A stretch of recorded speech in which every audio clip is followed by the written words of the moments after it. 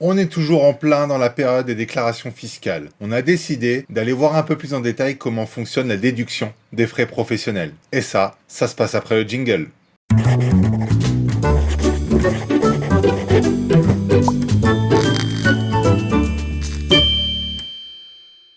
Bonjour à tous, bonjour à toi, bienvenue sur les tutos patrimoine, un nouvel épisode dédié à la déclaration fiscale et on va voir un peu plus en détail sur deux parties.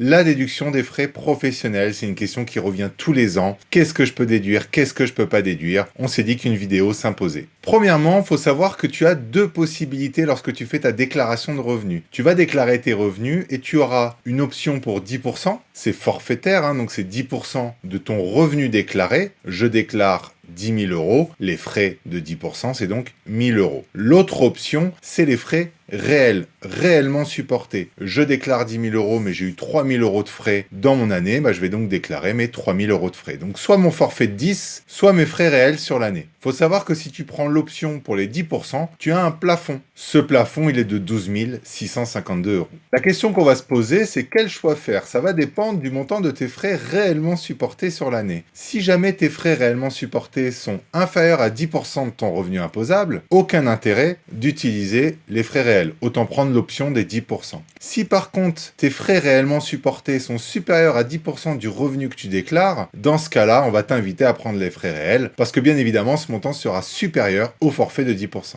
Point important, ces 10% ne fonctionnent qu'avec les traitements et salaires. Alors, si tu es dans la catégorie pension-retraite, il y a aussi le forfait des 10%, mais le plafond n'est pas le même et c'est un plafond commun. Donc nous, on va se concentrer sur le traitement et salaire. Et si tu as des revenus fonciers, par exemple liés à de la location que tu peux avoir à côté, les 10% ne fonctionnent pas. Les revenus fonciers ont déjà leur propre déclaration avec leurs propres charges. Alors pour bénéficier de cette déduction des frais professionnels, il faut que les frais professionnels soient nécessaires à ton activité professionnelle, soient payés sur l'année de 2020 et soient justifiés en cas de demande. Tu vas avoir deux manières de déclarer ces frais réels, si évidemment tu n'optes pas pour l'option des 10%. La première, c'est si tu as une déclaration papier, tu vas joindre à ta déclaration un autre papier avec la liste détaillée de tes frais réels. La deuxième, c'est si tu as une déclaration sur Internet, il te suffira de cocher option frais réels pour pouvoir renseigner tes frais réels. La dernière question que tu vas te poser également, c'est au final, qu'est-ce que je peux vraiment compter dans ces frais réels? Il y a des choses que tout le monde connaît, puis il y a d'autres choses, on se pose la question. Alors on va faire une liste non exhaustive, mais une liste des principaux frais que tu peux déduire aujourd'hui. Tu peux déduire les frais de transport entre ton travail et ton domicile. Tu peux aussi d'ailleurs déduire les frais de déplacement professionnel entre ton travail et ton lieu d'intervention, par exemple chez le client si tu dois aller le voir. Tu as la possibilité de déduire une double résidence si ton emploi est éloigné de ta résidence principale. Les frais de repas sont également déductibles, sous condition, et les frais liés à la formation et à la documentation, notamment dans le cas d'une recherche de travail où tu peux te former pour essayer d'atteindre un nouvel objectif professionnel. Ça s'arrête pas là. Tu vas aussi avoir les dépenses vestimentaires sous condition. Les frais de pressing pour ta petite chemise au bureau, ça va pas forcément fonctionner. Ça va dépendre du métier. Les frais de déménagement si tu as un changement de lieu de travail,